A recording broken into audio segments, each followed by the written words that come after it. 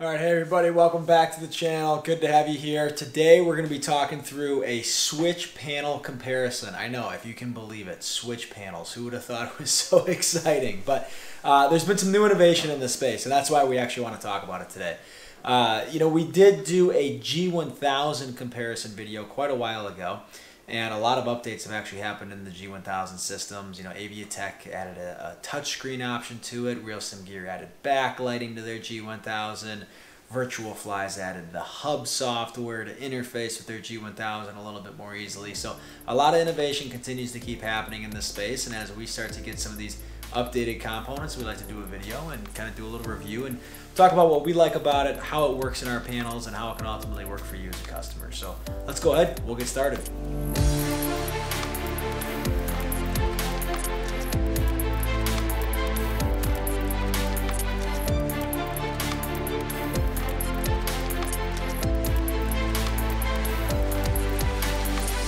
Okay, so as I mentioned, we're talking about switch panels. So switch panels are a critical element in our overall flight simulation panels. Once again, Stay-Level Avionics, we make the tabletop flight simulator avionics panels if you're not familiar with us.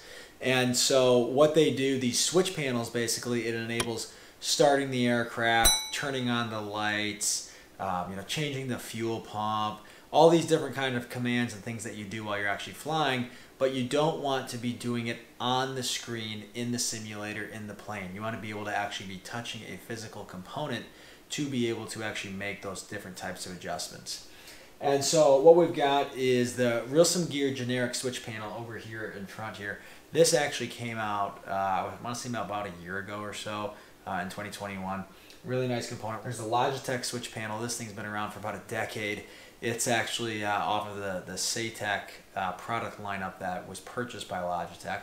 So we can talk a little about that. That was the SATEC ProFlight lineup. So we'll talk about that, and we'll talk about the price points too of these different components as well. And then we've got the all-new VirtualFly SWITCHO. And this is a really, really cool family of product.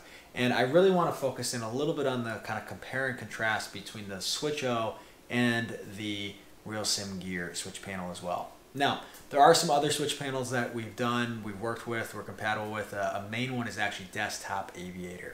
DesktopAviator.com. They make a lot of different switch panels as well. They're great for many people who want to spend a lot of time, I would say, kind of configuring the switch panels and things like that. I think it uses some of that like FSU IPC from Pete Dawson and other things. So it requires a little bit more time and configuration, but they also make some great panels that we've done.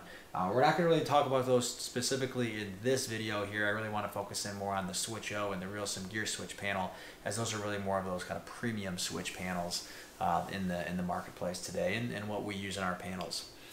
So, I was a little bit reluctant to actually do this video. One, because, we're kind of a third party between RealSimGear, between VirtualFly, and between all the different component manufacturers. We actually interface with all of them.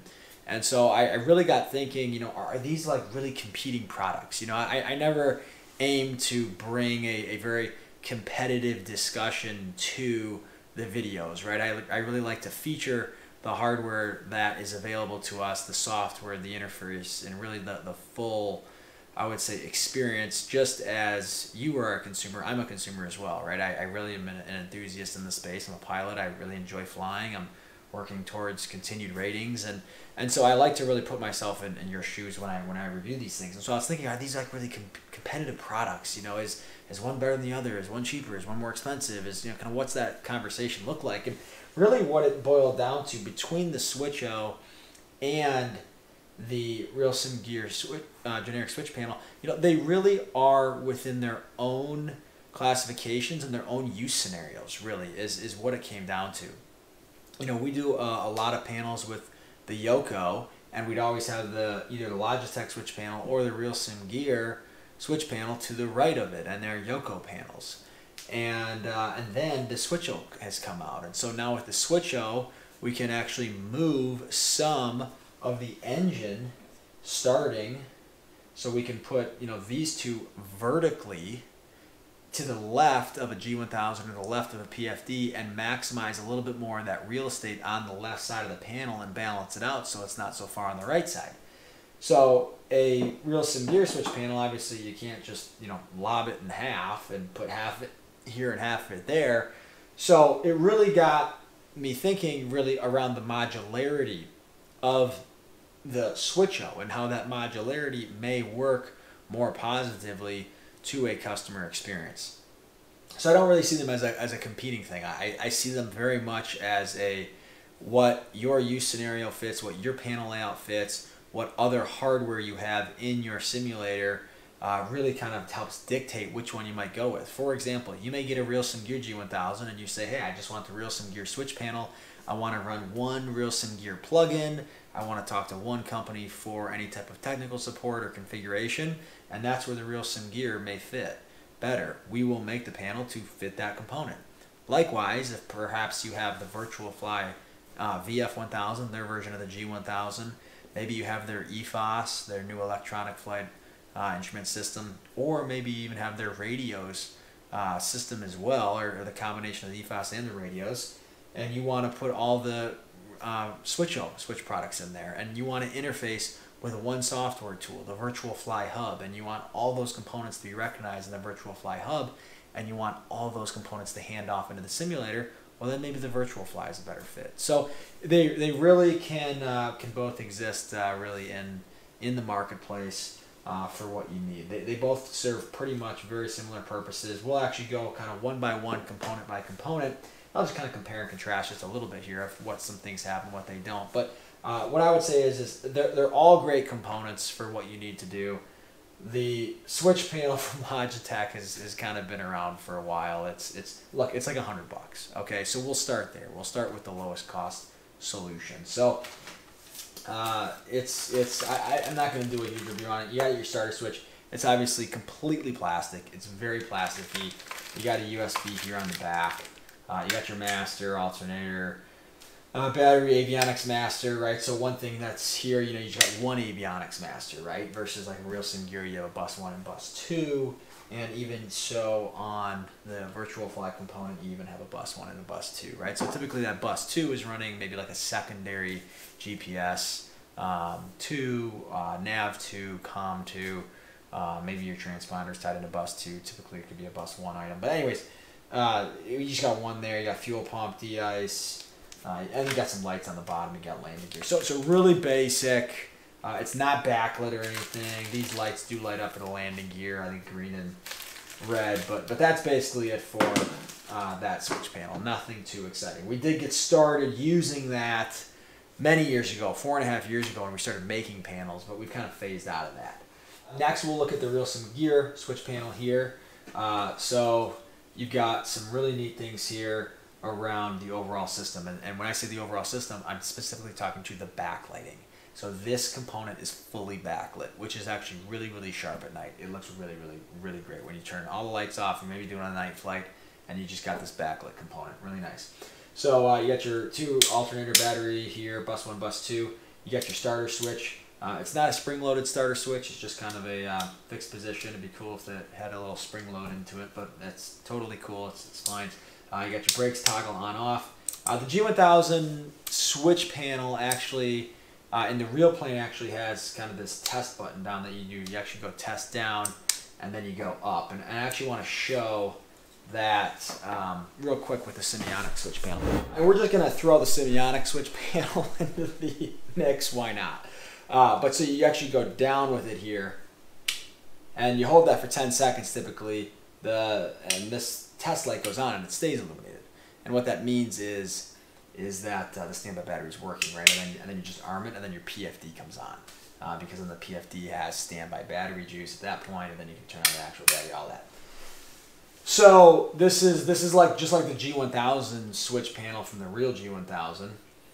Which is neat, but it's very much just lights and kind of electrical stuff here. But the SIMiONIC switch panel is actually backlit as well, if that's the switch panel that you're looking to do. Once again, it doesn't have the trim, gear, all that other kind of stuff, but you got that in the mix too. I forgot about that. So hopefully Lee Chen won't scold me for not including him in the comparison, but he is now.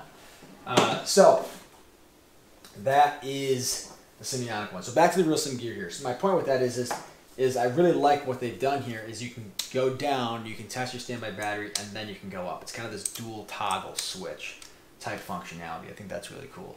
Fuel pump on off, these are all just toggle switches. They're really smooth. I actually really like them. Very, very smooth. Very smooth. Kind of a metallic feel, so they're just solid. Really nice. You got some, looks like some lights dimming.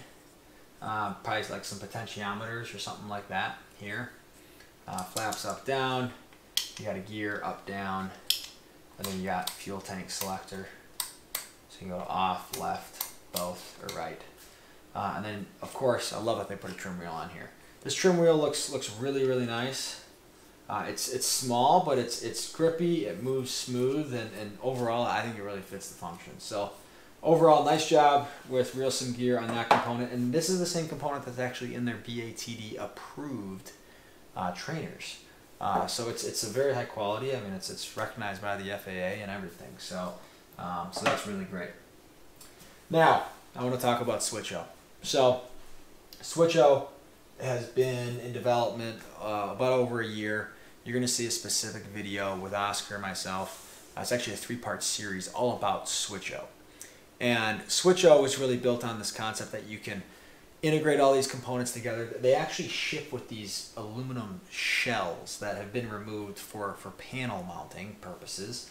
But they ship with an aluminum shell, and they have little connecting pieces. They're almost kind of go together like Legos. That you can actually basically stack all these different things together. So you can stack these, you can stack your primary flight display, you can stack a little radios thing, you can stack your trim wheel to the left or right. If you want to put the lights over the trim wheels, you can do that. All through these different enclosures, and then these kind of joining Lego piece type things, I'm going to refer to them as. They're very neat. And so, once again, as I talked about, these products can all kind of coexist because they're just different in their own ways. They do different things from an overall panel layout and configuration perspective. So one thing I always really like is I like having my throttle, and I'll actually get a video example of it. So here's a pedestal that we make. The pedestal's got the throttle on it here, and then what I can do is I can take my trim wheel and I can put that right in here, okay? And that can fit right there on the pedestal. I can't really do that with the RealSimGear switch panel just because it is, you know, it's just one solid thing. So that's okay. It fits its space in the panel build. But with these SWITCHOs, I can be way more flexible in what I want to do. And the footprint is very, very small. It's just what's needed. So I don't have a huge component that is literally like this big to be a trim wheel. It's just very compact and very small. So that's where it really shines. Now I want to talk about each one of these components real quick. So this here is one of the engine starters, left engine, right engine for like turboprop, off, right, left, both on the magneto side, and it's actually spring loaded. So I talked about how that one wasn't spring loaded. These are actually spring loaded. Now none of the SWITCHO panels are backlit. None of them are backlit. They are not backlit in terms of the SWITCHO components. This is, you know, spring loaded, so that's really nice. It kind of returns back, so kind of cool. But there you can actually see the different pieces there that can apply. Here is then the Avionics, bus 1, bus 2 battery, and then you got your alternators there. So you can really do a lot more multi-engine things with these SWITCHO engines. So kind of have that in mind throughout this whole SWITCHO experience, right? So single engine versus multi-engine. So here is the SWITCHO-Lights. It also has a fuel tank selector for left and right. So you can do fuel tank selector. It functions the same way in the plane as this one does from RealSimGear. You got your left pump, right pump for fuel pumps, and then you've got a lot of different lights. Panel lights, beacon, landing, taxi, etc. All very similar there. Pitot heat as well. So looks really good. All of the SWITCHO components connect with USB-C. So that's really nice. They include USB-C to USB-A connection cables, and so they all connect with USB-C. Really, really nice. The last component here is the SWITCHO-Trims. And so you've got rudder trim, which is nice if maybe you're flying like a 182 or a 206 or something like that. And then you've got your nose up, nose down trim. You got a gear lever where you pull it out and then it goes up, so you got to pull it out towards you to kind of get over that D-dent or anything like that.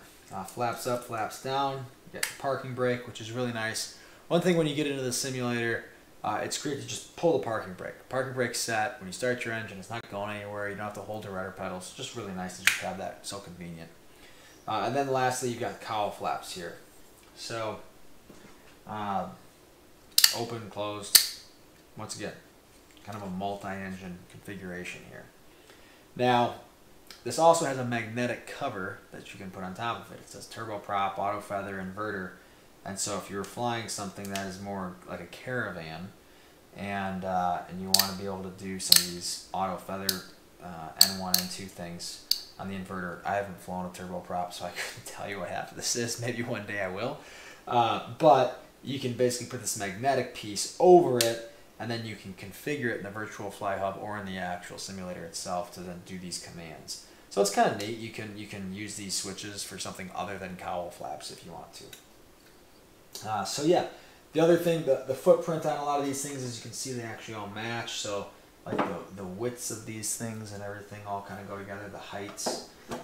So that's SWITCHO, and Virtual Fly has been working on it for quite a while, and I'm great to see that that's come out. It's great to see the RealSimGear switch panel here as well. You got the SIMiONIC switch panel, and then you've got the Logitech switch panel. So really, really unique offerings here. Different sizes, different flexibility for what you want your panel layout to be. In terms of cost, I couldn't tell you off the top of my head. I know this is like 99 bucks. I believe the RealSimGear is either $6.99 or $7.99. The SIMiONIC switch panel, I think, was somewhere between like $300 to $500, something like that. And then the SWITCHOs, they are a little bit more expensive.